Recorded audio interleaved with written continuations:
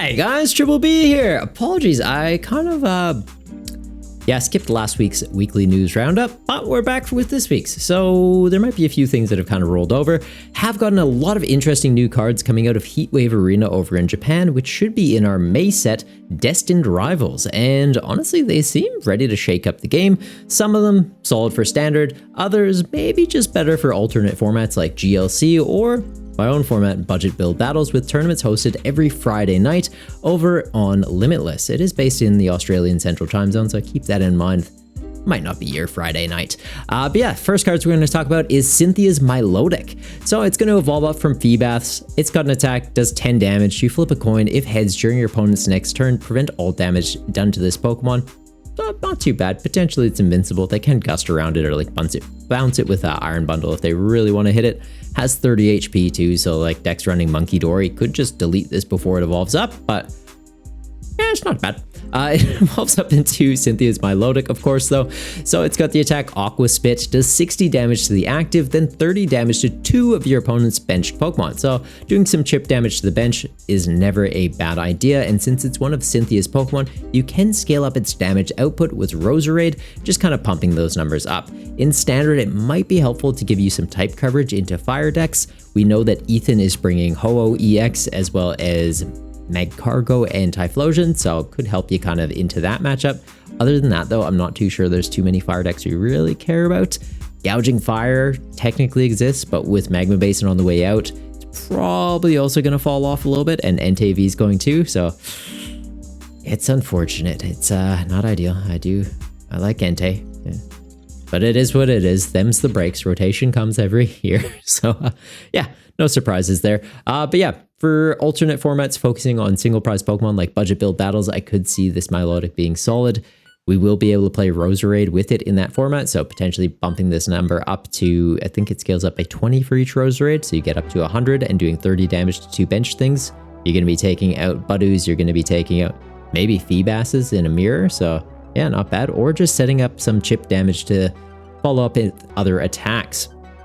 The next card we're going to be talking about, though, is, well, cards, actually, not single card. But Pokemon has trademarked Mega, and it'll be kind of moving away from the Scarlet and Violet era, which I think has confused some people, because they're like, well, does that mean we're going to get 2 rotations then when those cards go out? And no, it's not what it means at all. It just means in the bottom left of these cards, see how it has an I? There's still regulation mark I. That's fine. What this is talking about is these cards at the bottom. See how they have PAFEN? For us, we get the set's name kind of in there. Like that's Paldean Fates. In Japan, are they not giving us an example here that I can show you guys? Okay, see this Gyarados CX, how it has Scarlet Violet 1? That's the Scarlet Violet era. That's how they see them over in Japan. Is that how we see them now? Why is Paldean Fates like that? Maybe it's just Paldean Fates, it's weird. Well, now I just feel like I'm feeding you lies. So this has JTG, like Journey Together. This has PAF, like Paldean Fates. And now I feel like I'm gaslighting myself. But yeah, sometimes it's got Scarlet Violet. In Japan, it has like Scarlet Violet, A, B, C, etc. And then when it's going to the Megas, they're going to be swapping that over to have an M at the bottom. It's fine. It's just talking about set lists. It doesn't have anything to do with the regulation markers. This could change in the future. Maybe they will break it up by set lists again, but the fact that they moved the letter block system from just being in Japan to over to the international format of the game, like we hopped on when it was the letter D, so we went like D, E, F, and it's kind of got to the point where there's never more than 3 letters in rotation at the same time. So Journey Together comes out, we're getting I block cards. As soon as I block cards are legal for play, F block cards go out, and then it'll just be A, B, C, D, E. I hate that I have to do this, and I hate that I'm recording and probably not going to edit this out, but A, B, C, D, E, F, go. F goes, and then we'll get G, H, I. Don't roast me in the comments, you're probably going to anyways, and you know what, fair enough. And then we are seeing MC's Hype and Judge are also going to be releasing in Heatwave Arena. Judge, we know it. It's been around for a while. We're just getting a new printing of it. MC's Hype Up is a brand new card, though. You're going to draw 2 cards. Then if your opponent has 3 or fewer prize cards remaining, draw 2 more prizes. Or draw 2 more cards. Straight draw cards, they're pretty good. Drawing 4, it's definitely not a bad idea. We already have a card like Morty's Conviction, which is like discard a card, draw a card for each of your opponent's bench Pokemon. Area 0's in rotation. There's a lot of things running big benches. Even if they're just on a 5 Pokemon bench, you're straight drawing into 5. This straight drawing into 4. I feel like we have better options. Pre-release though, it'll probably see play because it's a draw supporter. Standard format, probably not. Happy to be proven wrong. Like maybe Tinkaton EX, maybe. And then Judge, yeah, it's literally just a new art for Judge. That's it. Yep, interesting outfit. The other cards coming out in Heatwave Arena, we are getting to see a Dwebble. Ascension, search your deck for a card that evolves from this, put it onto this Pokemon. We've seen attacks like this before. Things like Glimmer, or not Glimmer, Glimlet? Glimlet, I think it is, into Glimmora. So it's just a way to like, hey, just get into that thing really quickly. This is going to go Dwebble into Cressel really quickly. And it's pretty solid because the ability on here prevents all damage done to this Pokemon from your opponent's Pokemon EX. So you go Dwebble in the active, Ascension. Are you an EX dependent deck? Cool, you're not doing anything into me. Canceling clones rotated. If you know your opponent doesn't have any non-EX attackers, you just don't bench anything else. You go Dwebble into Cressel. Next game, they just don't have a way around you.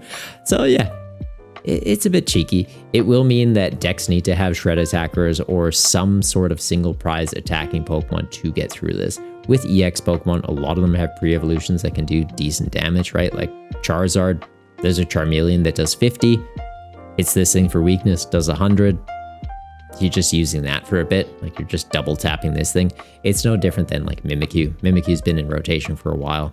You need to have an answer for that. Now you just need an answer for Crustle. It's a higher HP Mimikyu, which we kind of already have with Sylveon from Prismatic Evolutions, but now it's an even higher HP version of that. So yeah, interesting one.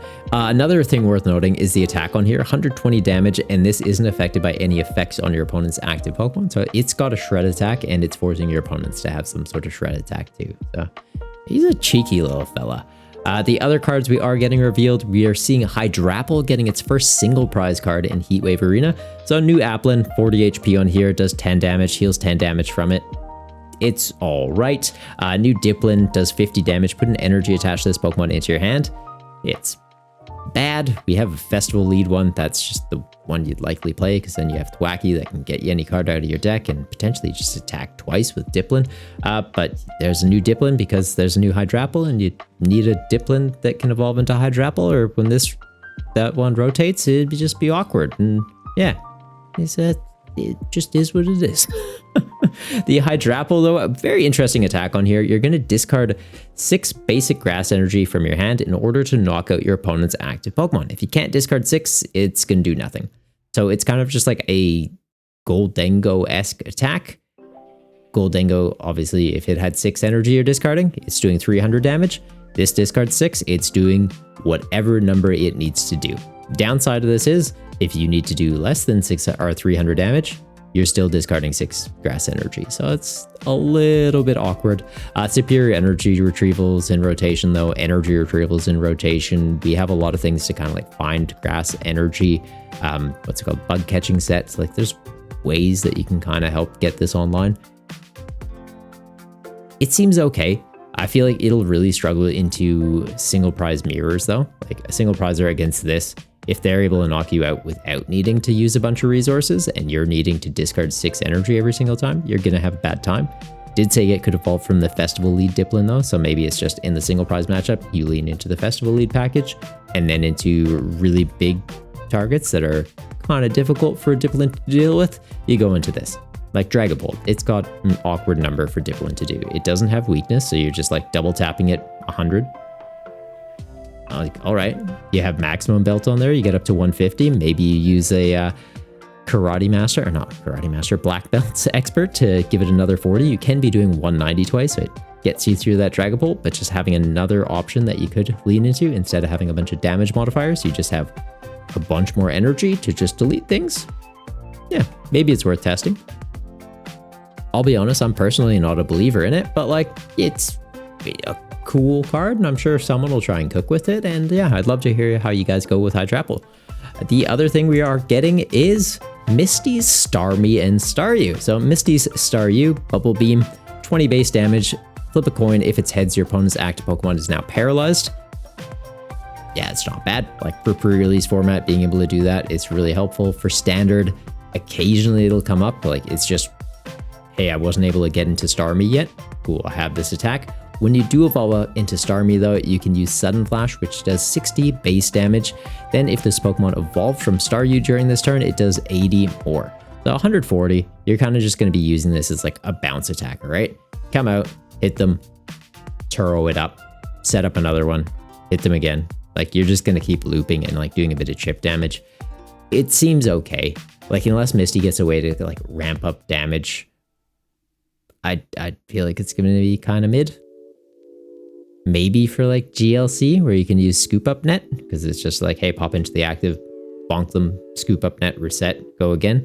But there's a Starmie that like gets energy back from your discard pile, and I feel like that's just the one you'd probably lean into, even for that format. Budget build battles, it could see some play. Being able to do 140, you'd be taking out most stage 1 Pokemon. You're taking out basic Pokemon. Stage 2, you're going to struggle, and the way to scoop it and loop it would be Professor Turo, which I just don't really see it being good enough to justify it. Unless maybe there's some Misty card I'm not aware of that does help her scoop and loop her Pokemon, but I think it's just like it's fine. I think for pre-release is mainly the place this will see play. And the last card we're going to talk about getting revealed from Heatwave Arena this week is Shaman. And yeah, this card's going to be good for the format. It's a kind of more balanced version of Manaphy, but at the same time, like kind of redundant. So Shaman's ability is it's bench barrier. It's going to prevent all damage done to your bench Pokemon, which is good. But then it has a couple extra words in there saying without a rule box. So your Pokemon EX are going to still be in range of bench sniping. Except Terra Pokemon, who are also protected from bench protection, but we're going into the Megas now. So Megas don't have that Terra rule, they're fair game on the bench. So this is kind of just a way that it's like your pre-evolutions can be protected, but as soon as you evolve up into a bigger thing, yeah, spread is gonna come for you. So yeah, it's cool. For GLC, it does also mean that like grass decks have some form of bench protection, which is cool outside of Rabsca, which Rabsca's obviously a bit of an awkward guy. You got to be able to evolve up into it. Just being able to search this with a nest ball and get it online, that's pretty solid. And for budget build battles, giving us bench protection, that is very welcome. So thank you very much, Pokemon. We feel seen. There's no rule box Pokemon allowed in that format, and we appreciate having this. Downside though of Shaman, you can't get it with Buddy Pop, and it's got 80 HP, so keep that in mind. Nest Ball for it, Ultra Ball for it. Technically bug catching set. It'll be good for the game, and I feel like it is kind of like a happy medium, but yeah, it is just interesting that it's like, Terra Pokemon are protected, non-rule box Pokemon are protected, everything else though. Yeah, what card are you most excited about releasing in Heatwave Arena? It's still a few months out for us. It'll be coming out in May, but I'd love to hear your thoughts and if you got some new deck list ideas you're going to be cooking with these new cards. Mostly to me, these seem like supplementary cards. I'm not too sure that there's going to be anything like meta defining, but I could be completely wrong. Maybe Hydrapple is the way of the future. So let me know your thoughts in the comments down below, and until next time, stay golden, you Goombas.